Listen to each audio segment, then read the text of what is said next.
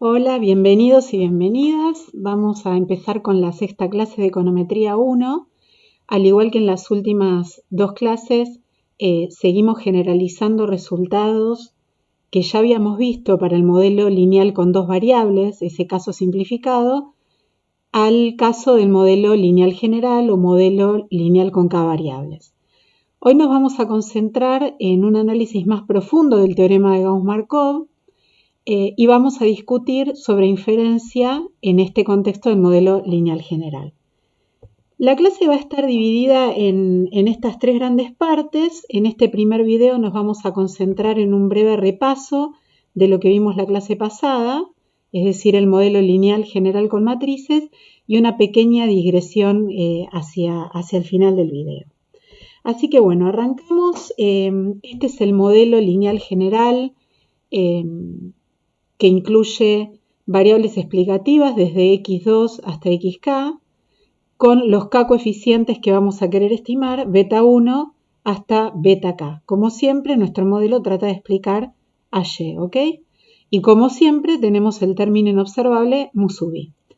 Vimos este modelo lo podíamos expresar en notación matricial, lo que nos da un poco de dolor de cabeza al principio, pero finalmente va a simplificarnos las cosas.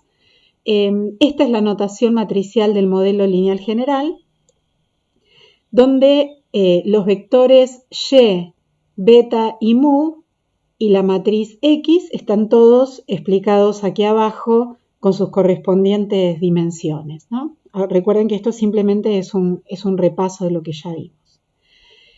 Otra cosa que hicimos después de presentar el modelo en matrices fue definir algunos vectores que vamos a necesitar. El primero es el vector de estimadores. Ahora nuestro estimador es un vector beta sombrero que tiene esta dimensión k por 1. Recuerden, siempre hablamos de vectores columnas, salvo que digamos lo contrario. La cuestión es que este vector de estimadores apila en una columna los estimadores individuales de cada uno de los parámetros del modelo lineal, desde beta 1 sombrero hasta beta k sombrero.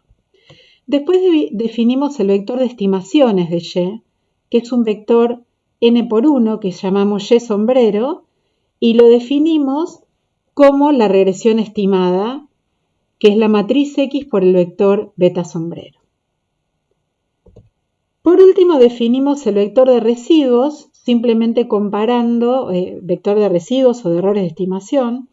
Recuerden que vamos a tener un error de estimación para cada una de las n observaciones de la muestra, así que este vector va a ser n por 1. El vector e justamente apila esos errores individuales que surgen de la diferencia entre el vector de y observado y el vector de y estimado, y sombrero, que también lo podemos escribir así. ¿Ok? Muy bien. Seguimos. Después vimos el problema de mínimos cuadrados ordinarios, o sea, de la obtención de los estimadores mínimo cuadráticos usando matrices. Primero planteamos el problema, que era minimizar la suma de residuos al cuadrado eligiendo el vector beta sombrero, ¿ok? Esto que antes de usar matrices lo escribíamos así, como la sumatoria a lo largo de todas las observaciones de 1 hasta n, de los errores de estimación individuales elevados al cuadrado. Lo que vimos en la clase pasada es que esto lo podíamos escribir como un producto vectorial, el producto interno del vector e, que es el vector e traspuesto, que es una fila, por el vector e, que es una columna. Eso nos da un escalar 1 por 1, que simplemente es la suma de los residuos al cuadrado. Ese producto vectorial, por supuesto, reemplazando por la definición del vector de errores, lo podemos escribir de esta otra manera. Operando un poco sobre esta expresión, vimos que podíamos obtener las condiciones de primer orden, que son estas que tenemos acá. En realidad esto es un sistema. Recuerden que la derivada de esta expresión respecto del vector beta significa que estamos apilando en un vector de k dimensiones cada una de las derivadas respecto de beta 1 sombrero, de beta 2 sombrero, etc. Así que esto es un sistema de K ecuaciones igualadas simultáneamente al vector 0, que es lo que tenemos acá, un vector 0. Las incógnitas de estas K ecuaciones, por supuesto, están dentro de este vector beta sombrero, que es un vector K por 1. Podemos reescribir este sistema de ecuaciones de esta otra manera. Y lo que nosotros queremos obtener ahora es una solución para el vector beta sombrero en función de todo lo conocido. Recuerden que todo lo conocido es todo lo que está dentro de la matriz X y todo lo que está dentro del vector Y. Así que bueno, la solución viene dada por esta expresión. Esta es la ecuación de los estimadores mínimo cuadráticos en notación matricial. Y recuerden que pudimos obtener esta expresión gracias a suponer que la matriz X' tiene una inversa. Así que bueno, recordemos un poquito qué es la matriz X', o sea, X transpuesta por X. La matriz X transpuesta por X es esta matriz que tenemos acá. Ustedes deberían haber chequeado ya que esto es así. Para casos particulares, por ejemplo, cuando tienen 2 o 3 variables, es bastante fácil de hacer. Esta matriz tiene varias características que es importante mantener presente cuando después ustedes van avanzando en las demostraciones y demás. Es fácil perder de vista lo que hay dentro de esta matriz, pero por eso es importante en este punto afianzarlo. Entonces, esto es una matriz, chequen que tiene dimensión K por K. Es una matriz simétrica, es decir, el elemento en la fila 1, columna 2, va a ser igual al elemento de la fila 2, columna 1, y así para cualquier fila y columna. Recuerden que en la diagonal principal de la matriz tenemos las sumas de las variables al cuadrado. Recuerden que la primera variable era x1, que era un 1 para todas las observaciones. Entonces, 1 al cuadrado sumado a lo largo de todas las observaciones nos da justamente n. Después tenemos la suma de x2 al cuadrado, la suma de x3 al cuadrado, así hasta la suma de las xk al cuadrado. Los elementos fuera de la diagonal principal son productos cruzados de las variables. La primera fila, por ejemplo, va a tener productos cruzados de la primera variable, que es x1, acuérdense, es esa variable que trivialmente era igual a 1 para todas las observaciones, es la que acompaña a la constante del modelo.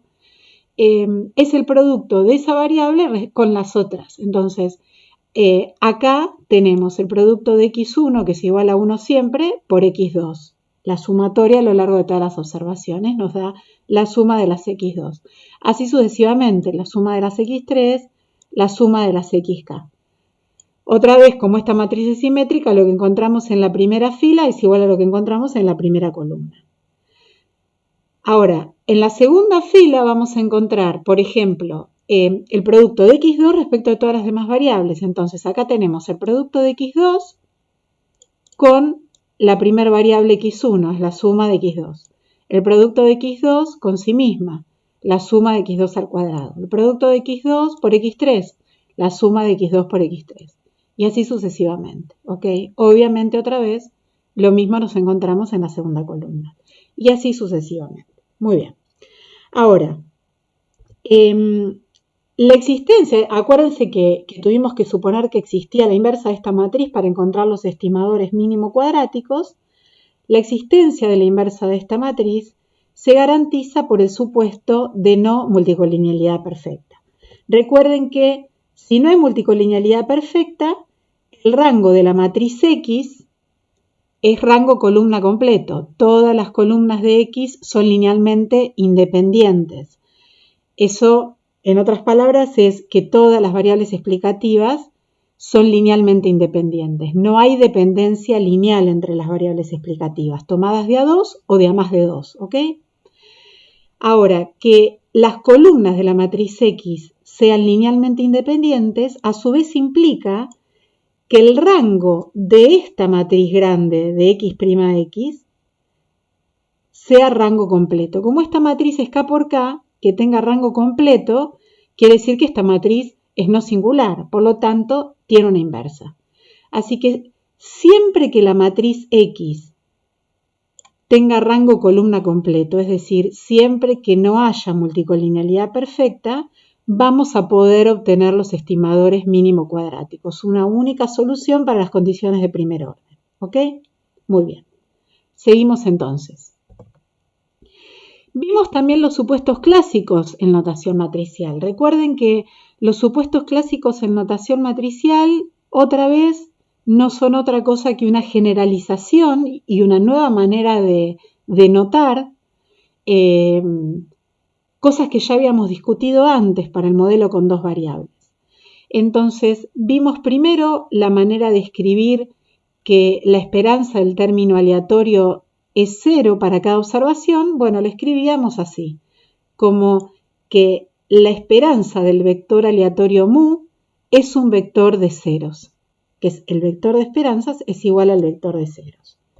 También vimos que los supuestos de no heterocedasticidad, o sea, el supuesto de homocedasticidad y el supuesto de no correlación serial, los podíamos resumir ambos en este supuesto, que es que la matriz de varianzas y covarianzas del vector aleatorio mu, que por definición de matriz de varianzas y covarianzas es esto que tenemos acá, toma este valor particular. Es una constante sigma cuadrado por la matriz identidad de orden n.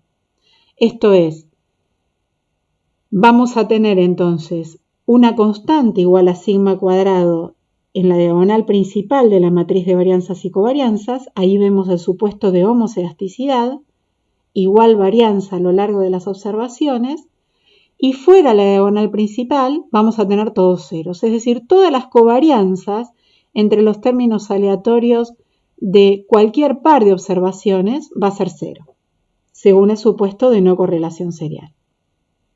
Y el último supuesto, bueno, uno ya lo tuvimos que hacer, que es esta última parte, para poder obtener los estimadores mínimo cuadráticos, y el otro es que las X no son estocásticas. Muy bien. Por último vimos que a partir de los supuestos clásicos podíamos obtener algunas propiedades estadísticas de los estimadores mínimo cuadráticos. En particular, vimos que bajo los supuestos clásicos los estimadores mínimo cuadráticos son insesgados, es decir, el valor esperado del vector beta sombrero es igual al vector de parámetros beta. Eso bajo ciertos supuestos que ustedes también deberían ahora poder decirme cuáles son los supuestos claves en esa demostración. También vimos que bajo los supuestos clásicos la matriz de varianzas y covarianzas del vector beta sombrero es igual a esta expresión. Es decir, el vector beta sombrero, como cualquier vector de varianza, el vector beta sombrero tiene esta matriz de varianzas y covarianzas, esto es en términos genéricos, esta es la matriz de varianzas y covarianzas de cualquier vector. Acuérdense que acomoda en la diagonal principal las varianzas y fuera de la diagonal principal las covarianzas. Lo que nosotros demostramos es que esta matriz tiene una forma particular bajo los supuestos clásicos, que es esta. Es decir, cada elemento de la matriz es sigma cuadrado por un elemento A que sale de la matriz x' x a la menos 1, es decir, la matriz inversa de x', x. Lo que hace el elemento A11, por ejemplo, es elegir, es el elemento que está en la fila 1, columna 1 de esta matriz. Eso por sigma cuadrado es la varianza de beta 1 sombrero. Sigamos. La covarianza entre beta 1 sombrero y beta 2 sombrero es sigma cuadrado por elemento en la fila 1, columna 2 de esta matriz. Y así sucesivamente, ¿ok?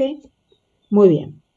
Ahora, recuerden que de esta matriz observamos todo salvo sigma cuadrado.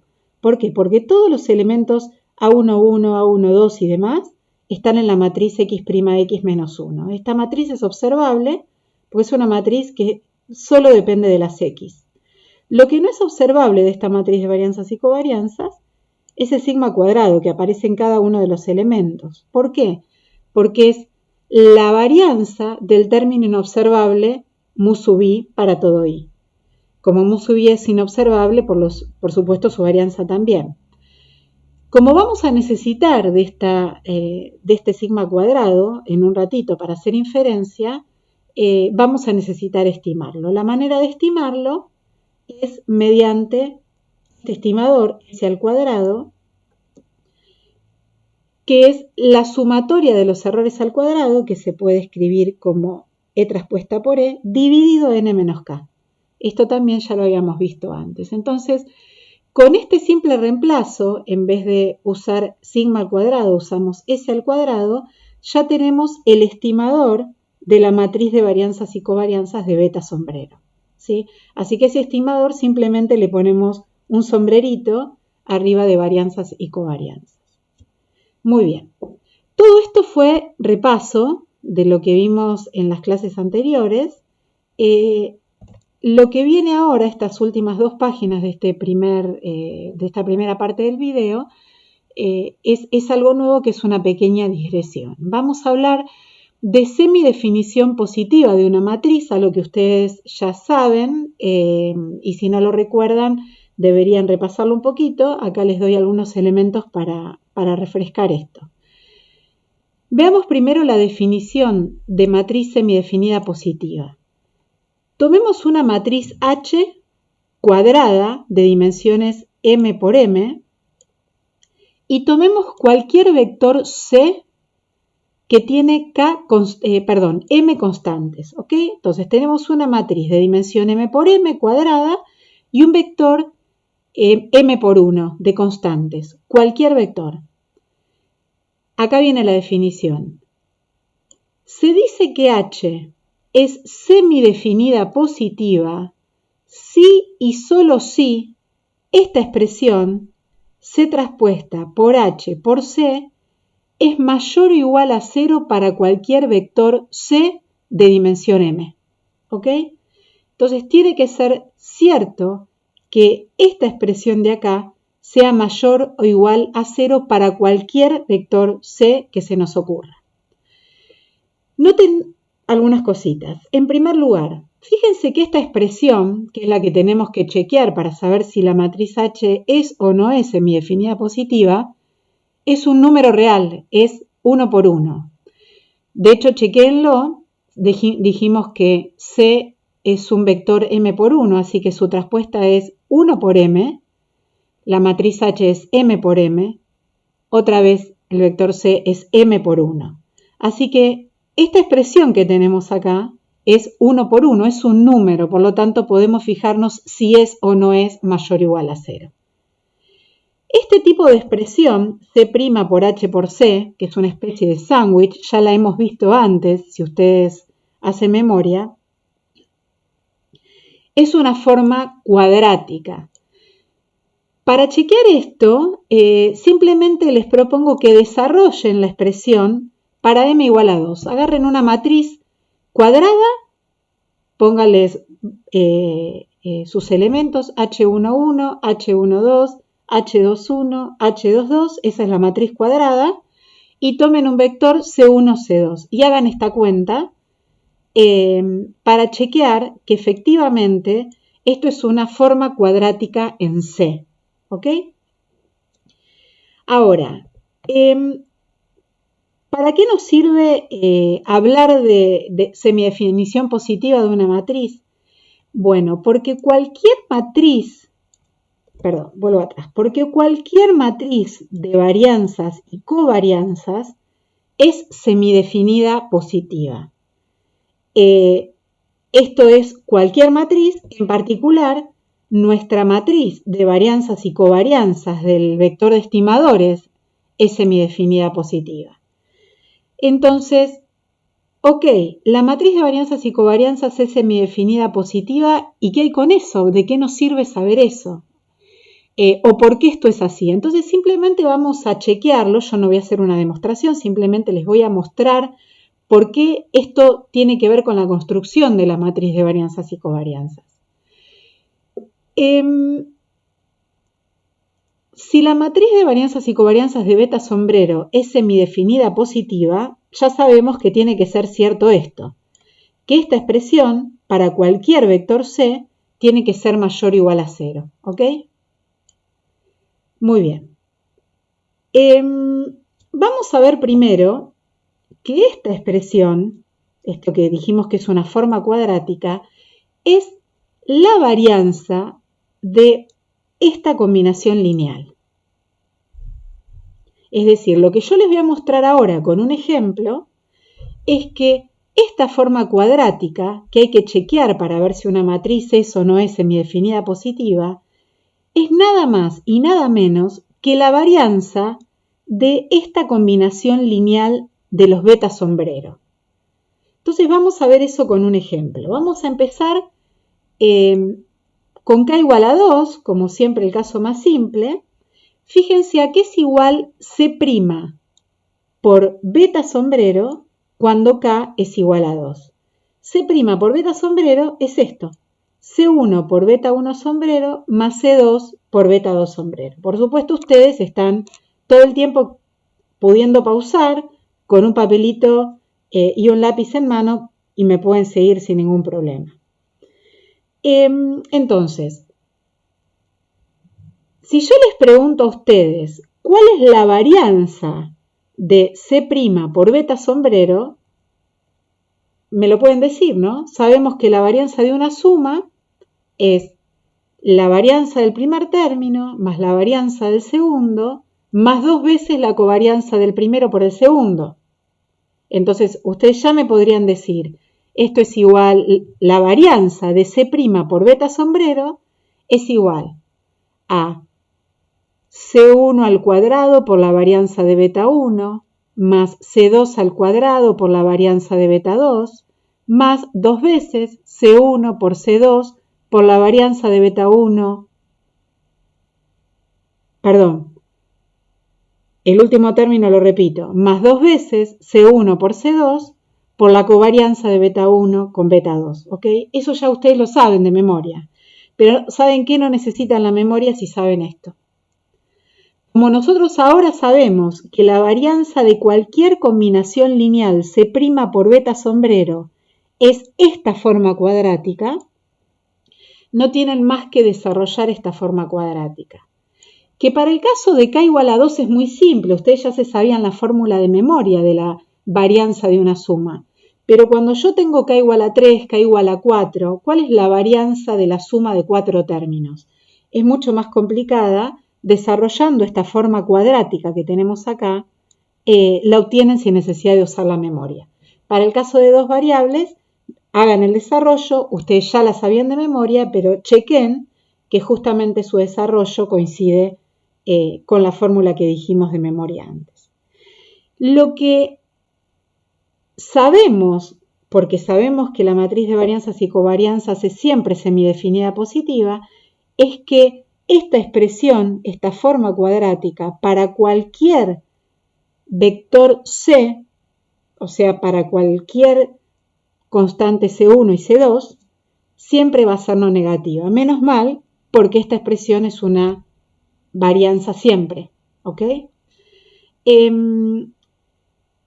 Eligiendo distintos vectores, o sea, distintos valores para C1 y distintos valores para C2, podemos encontrarnos con un montón de casos particulares. Algunos son estos que yo les dije acá. Por ejemplo, si elegimos C1 igual a 1 y C2 igual a 0, esta expresión, fíjense que termina siendo igual a la varianza de beta 1, que obviamente tiene que ser no negativa. Si elegimos C1 0 y C2 1, la expresión es la varianza de C2, otra vez no negativa. Si elegimos C1 igual a 1 y C2 igual a 1, esta expresión es la suma de las varianzas. Otra vez no negativa. Si elegimos C1 igual a 1 y C2 igual a menos 1, esta expresión es la varianza de las diferencias. ¿Ok? Y así podrían probar con cualquier elección de constantes. C1 igual a 1, C2 igual a menos 40. cualquier combinación que se les ocurra y obtener, desarrollando la fórmula cuadrática, obtener la expresión para la varianza de esa combinación lineal particular. El hecho de que la matriz de varianzas y covarianzas sea no negativa garantiza que la varianza de cualquier combinación lineal entre las variables aleatorias del vector beta sombrero sea no negativa. Muy bien, dejamos acá el video y continuamos en otro.